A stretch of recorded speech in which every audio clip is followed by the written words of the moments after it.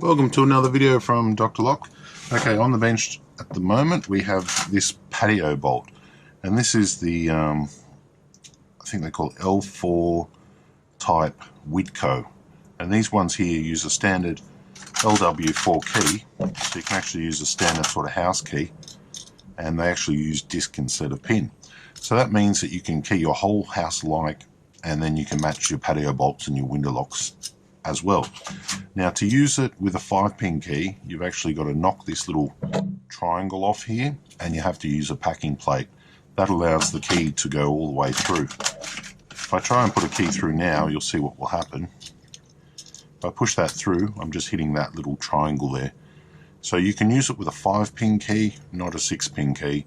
You do have to take the triangle out, you do have to put the packing plate on, then you can do that. At the moment, they're working on these little tiny keys here. And what I'm actually going to do is I'm going to rekey it. So I need 6 keys for this job, and I've got my keys here, and on the back of the keys they will give me a number: 705, 435 and 165.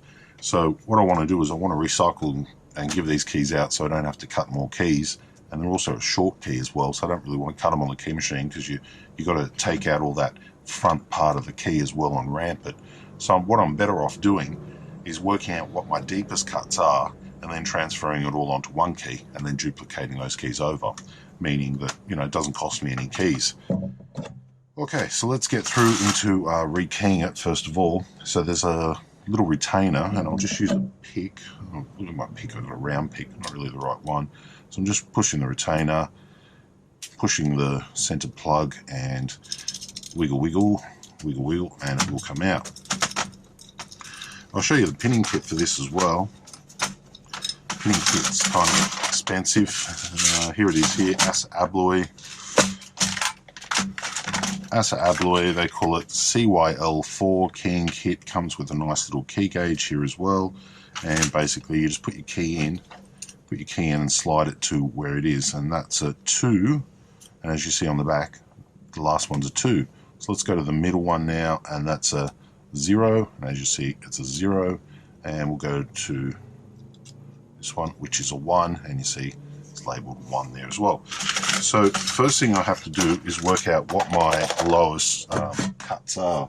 So I'll just get a piece of paper. Okay, so I have to work out what my lowest cuts are. So I've got a 7 in the first position, a 1 in the first position, a 4 in that position, and a 1 in there. So my first one is a 7. Then my next deepest cut here, I've got 3, 0, 0, 0, and I've got a 6. And then I've got a 5, a 5, and a 5. So we can go with 5. So 7, 6, 5 is what our key is going to be. So now we have to match this up here. I can see a lot of wear on the barrel, but that should be okay. Now, to get these discs out, there's a little bit of a trick. I like to just put it on my little vise like this, my hanging up vise, and just give them a slight little tap with a flat blade. So just tap, tap, tap, tap. Like any disc lock, they've got little tiny springs. So they've got little tiny springs you don't really want to lose. They can be hard to find, and if you don't have a proper pinning kit, they can be real annoying. Okay, let's get them out of the way. That's the keying kit there. So there's 2 discs per cut. So there's going to be six discs, and they're opposing left and right, but they do the exact same thing. So for the first one I'll have 2, second one and third one I'll have 2 as well. And now we've decided our first part of the key code is 7, so I'm just going to, first of all, I'm going to check if I've got any 7s in my combination, and I don't. And I can see a 7 there.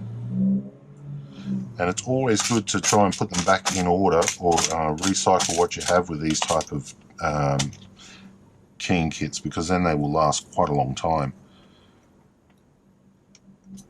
So if you're rekeying, rather than just chuck the parts out, if you put them back into where they belong, means your keying kit will be good for a lot longer.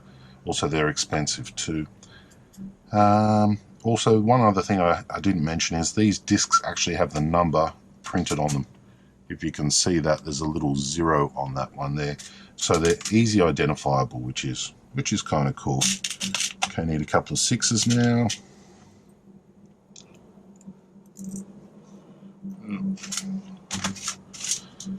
And the discs do sometimes get jumbled up, so it's good to make sure you are putting in what you think you're putting in. And then I need a couple of 5s there. 5 and a 5 there. Okay, so I've got the original discs which came out of the lock. I'm just chucking them in my mixed compartment because one day I might need one of them or something along those lines. They don't look too badly worn, so they can just go there. Alright, so there's that. Let's put back our decoder jig. Okay, that's out. Now I've got to give this a little tap, so I make a little bit of noise. Tap. That's just basically, these discs have a little burr on them, and when you push them in, you just have to push them in so then they start to become spring loaded. And everything's looking pretty good there. There's my key blank. Here's a key blank. So if I slide this in now, I should be able to get all the way to the back. And we have an issue at the back one. One of the discs was wrong. So I've got a 6 on one side and something on the other side which is not right. Don't know why. Should be perfect, but it's not. I'll just knock out the last one. Try to have everything not fall on the ground for me. So one of the discs has become juggled up, and I can see I've got a 3 where a 5 should be. And a 3 won't do what a 5 will do, so I'm going to pop him out there. Push that 3 aside. Put this one back in. Close up the pinning kit. And we just have to get both of them in. So there's, you have to kind of line them up so they're sliding side by side. Once they're sliding side by side in the right spot, we can give them a little tap, a little love tap. Ready? Love it. And they're working. Okay. Oh, what's happened here? We have the same issue again. Why do we have the same issue? What did I do wrong? What's going on here? Last one's definitely 5. How could this happen to me twice? Check. That is a 5. That is a 5 too. Alright, so either something's been wrongly stamped or misplaced, but I can see the different discs. Maybe it's just a 6 stamped wrongly, I don't know. So 5 and a 5, alright, let's get them in there. Sorry about that, bit of a delay on the keying. So I have to push these 2 in side by side and not destroy the spring. And we got past the burr, so I don't need to give it a love tap. Putting in my key. Okay, so now we're happy. It looks good. So 765. So I'm going to take a key that I've got. So I've got 705, which means I've only really just got to take down that middle one. Okay, so let's just do that with the clippers. Once I get it to a good spot, then I can just duplicate it. Bang, and keep it nice and a little, you know, we don't want too many barbs on it, so it looks okay. A little bit more, a little bit more.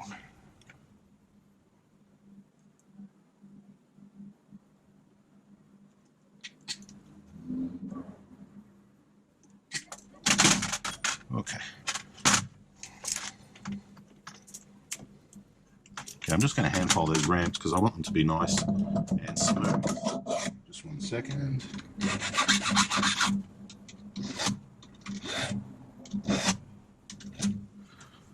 For this, I'm going to be using my impressioning file to try and knock down a few of those barbs on the key. just to make it a little bit smoother to go in. So I've just knocked off a barb or two, and that looks good. I'm happy with that. There's my key. So I've just taken down the middle. Then I'll just duplicate that all the way onto the other pre-cut keys. Now with this type of lock, I like to put a bit of lubricant in it. For this one here, I'll probably put a bit of, maybe even just a little bit of WD. Why? Because these parts here, they can corrode. Those little steel springs can corrode. These little steel parts can corrode, and they will, you know, eventually get dirty and stuff. So a little bit of lubricant will certainly help it. So there we are. There, I've changed combination on a Whitco patio bolt. Now their lock range has patio bolts, mini bolts, window bolts, sliding bolts, the whole range basically. If it's a small lock on a house, you can get it in a Whitco formation using these Whitco keys, and then you can also key up your other house door locks to the same key as well. This is a three position or 3 disc or 3 pin, and using the packer and taking that out, you can actually use a 5-pin key on these all day, every day. I have noticed sometimes the keys get stuck, and sometimes they go in a bit of an angle. The broaching's not very good, but it is a solution to allow you to key up a whole house to the one key. So they do work for that, and they're not too bad. Leave your comments down below, and that's keying up a Whitco, what do they call it exactly? CYL4 sort of disc LW5 key, LW4 key. Right, thanks for watching.